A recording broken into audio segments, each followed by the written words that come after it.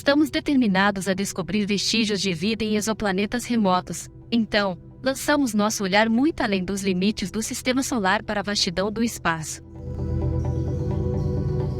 Entretanto, há algumas centenas de anos, um mundo único foi detectado relativamente perto de nós.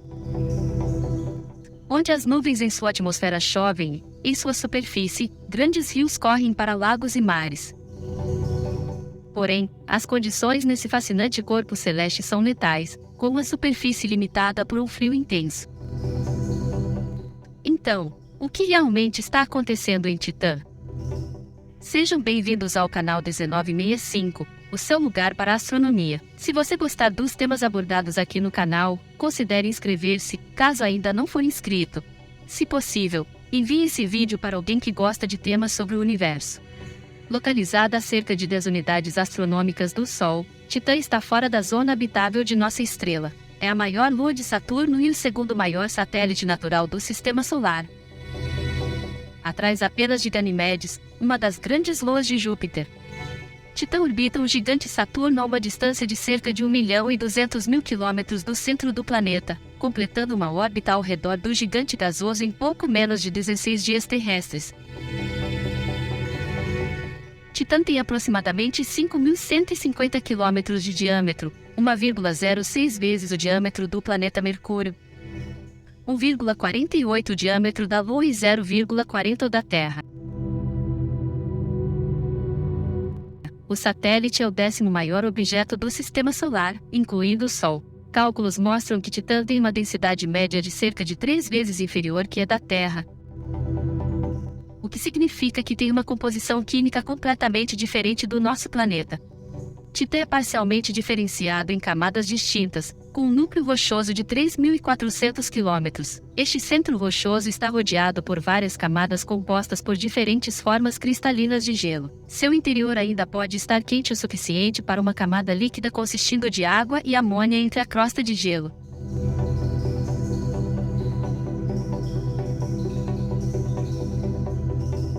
A presença da amônia permite que a água permaneça líquida mesmo em uma temperatura tão baixa de menos 97 graus Celsius. A sonda Cassini descobriu a evidência para a estrutura em camadas na forma de ondas de rádios naturais de frequência extremamente baixa na atmosfera de Titã. Pode ser que a superfície de Titã seja um refletor de ondas de rádio de frequência extremamente baixa, então elas podem estar refletindo no limite do gelo e líquido de um oceano subterrâneo. A característica da superfície digital foram observadas pela sonda Cassini sistematicamente em até 30 km entre outubro de 2005 e maio de 2007. O que sugere que a crosta é desacoplada do interior e fornece evidências adicionais para uma camada líquida e uma casca de gelo desacoplada do núcleo sólido vem da maneira como o campo gravitacional varia à medida que a Lua orbita Saturno.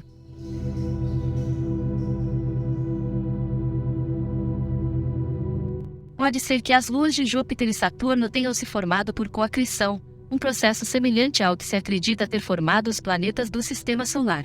À medida que os jovens gigantes gasosos se formaram, eles foram cercados por discos de material que gradualmente se fundiram em luas.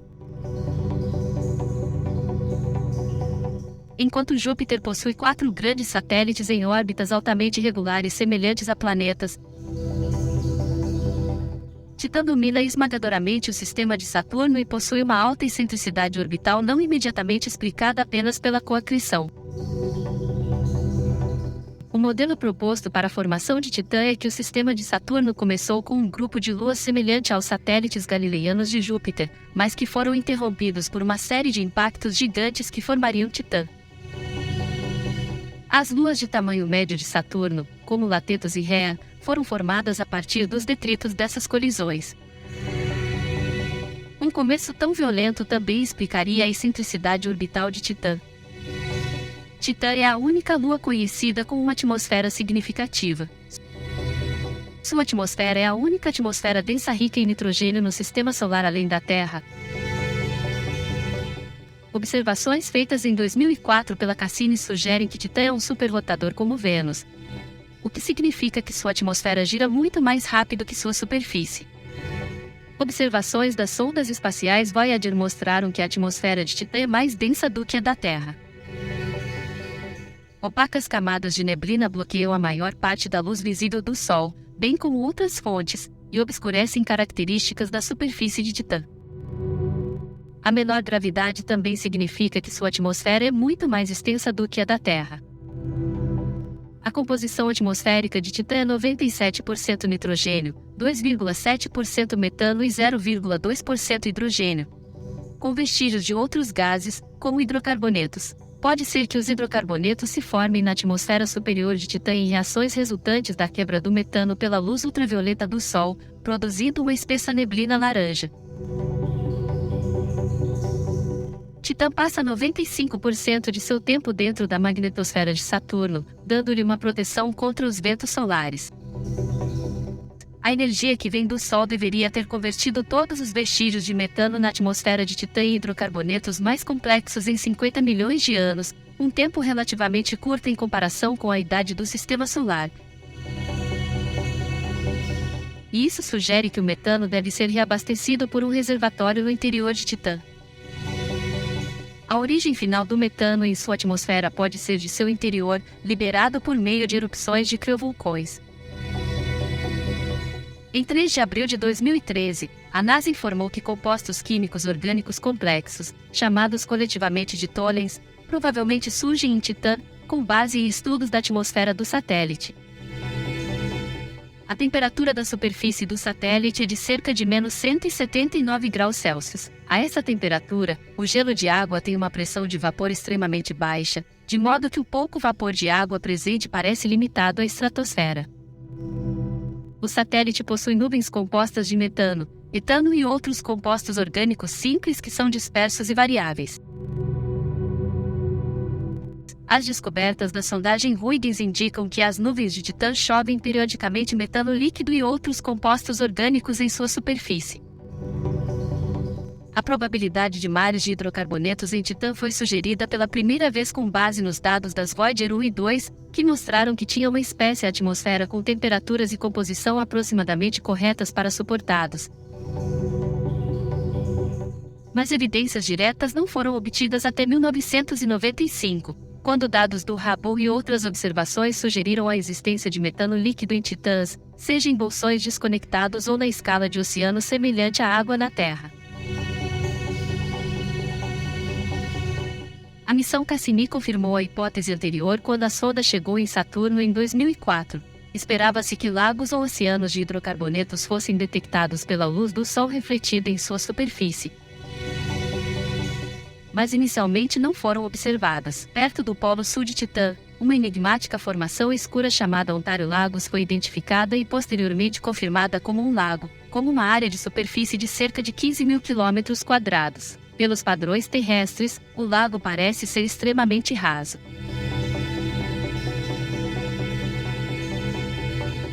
Medidas de radar feitas em julho de 2009 e janeiro de 2010 indicam uma profundidade média de 40 centímetros a 3,2 metros e uma profundidade máxima de 2,9 a 7,4 metros.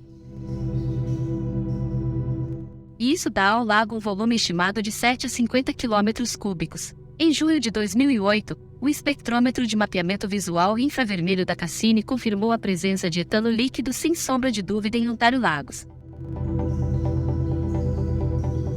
A Cassini passou diretamente sobre Ontário Lagos e observou no radar. As primeiras medições de radar feitas em julho de 2009 e janeiro de 2010 indicaram que Ontário Lagos era extremamente raso em contraste.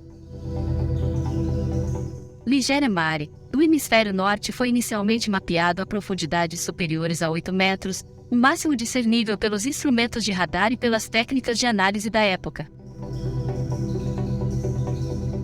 Análises científicas posteriores lançadas em 2014 mapearam mais completamente as profundezas dos 3 mares de metano de Titã e mostraram profundidades de mais de 200 metros. Ligere Mare tem uma profundidade média de 20 a 40 metros, enquanto outras partes não registrou nenhuma reflexão de radar, indicando uma profundidade de mais de 200 metros.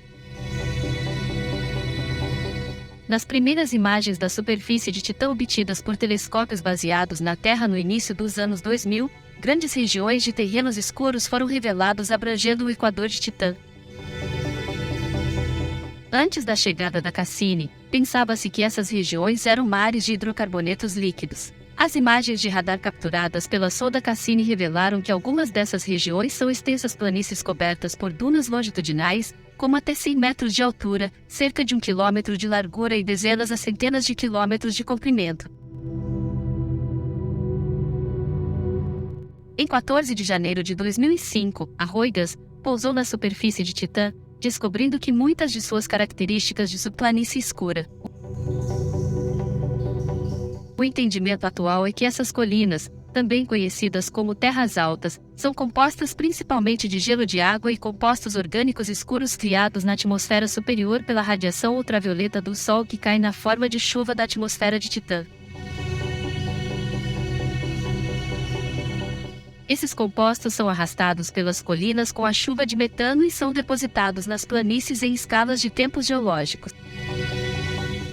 Após o pouso, a Huygens fotografou uma planície escura coberta por pequenas rochas e seixos compostos de gelo de água. A evidência de erosão na base das rochas indica possível atividade fluvial. A superfície do solo é mais escura do que inicialmente esperado e consiste em uma mistura de água e gelo de hidrocarbonetos. Titã é um mundo único, fascinante e misterioso. Ventos e chuvas são comuns em sua superfície, que é atravessada por rios tão semelhantes aos da Terra, mas tão diferentes ao mesmo tempo. Há muito mais no universo do que podemos imaginar, e não é em todo lugar que a vida parece como nós conhecemos. Poderia a vida ser um fenômeno que temos tentado meticulosamente detectar em trilhões de planetas ao nosso redor, e talvez esteja praticamente no nosso quintal. Deixe sua opinião aí nos comentários. E se você gostou desse conteúdo e ainda não é inscrito, inscreva-se aqui no canal. Não esqueça de clicar no like para ajudar esse conteúdo e compartilhe com um amigo que você sabe que vai gostar desse vídeo. Meu muito obrigado e até a próxima.